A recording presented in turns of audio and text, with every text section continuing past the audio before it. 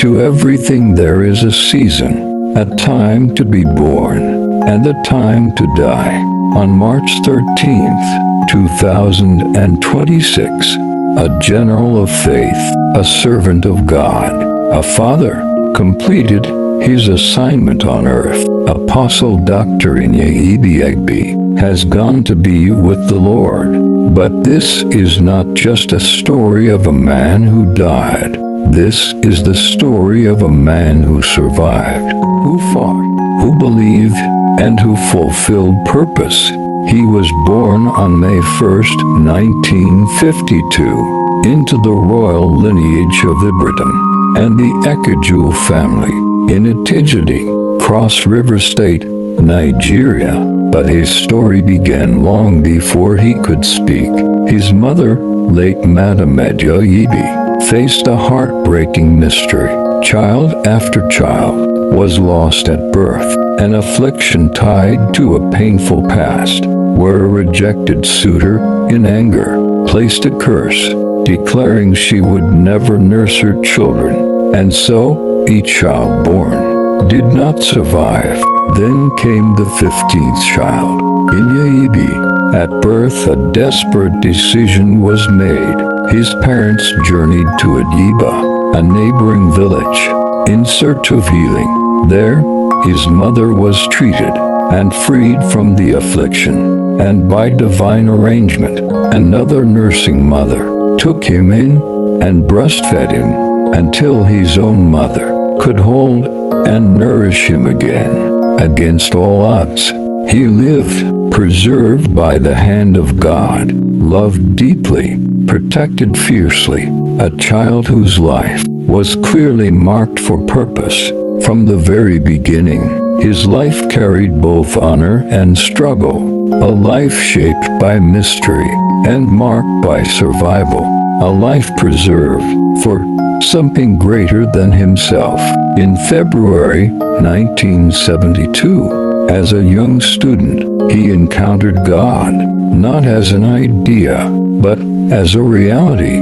That moment changed everything. Through the scripture union, he was mentored, shaped, and prepared. In 1981, he married his beloved wife, Pastor Victoria Inya Ibi. Together, they began a journey of love, faith, and shared purpose. They would go on to raise a family and walk side by side through years of service. Then came what he would later call the Silent University of God.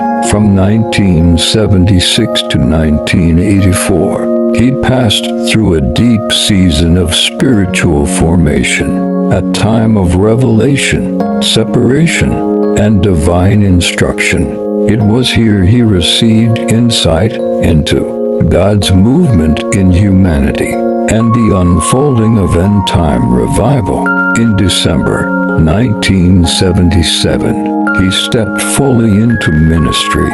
By 1980, he was licensed as an evangelist.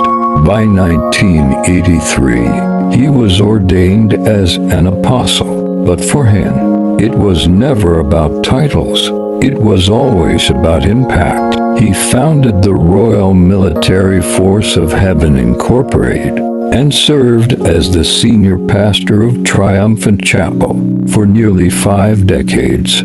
His mission was clear: to bring down God's fire and power for end-time revival. His ministry went beyond the church walls. Through the hot thunderbolt evangelism crusades, he reached towns and villages, urban centers, and rural communities, not just to preach, but to serve. He brought hope to the forgotten, healing to the sick, and light to dark places, providing free health care, surgeries, skills training, and welfare support. He lived the message he preached. Together with his wife, they were blessed with 6 children and shared over 30 years of missionary work, a life poured out in service to God and humanity. But life tested him deeply. In 2011, He lost his wife. In 2019, he lost a daughter, pain that words cannot fully express. Yet he remained steadfast, holding on to faith, holding on to God. In later years, he later remarried Pastor Mrs. Grace Inya Ibi, who remained his partner till his departure. Beyond the pulpit, he was a teacher, a thinker, and a builder of minds. He established platforms for spiritual growth and published works that spoke about nations, revival, and God's purpose for humanity. He believed deeply that God is actively involved in the affairs of men. Through leadership, teaching, and mentorship, he raised people, not just followers. He shaped destinies and influenced generations. From 2024, his health began to decline. The battles grew heavier, the body grew weaker, but his faith never wavered. He did not complain. He did not question God. He gave thanks. He blessed his family, and he stood strong until the very end. If his life could speak today, this would be his message. Life is not easy, but keep going. Stay grounded. Work hard. Trust God, because what God cannot do does not exist.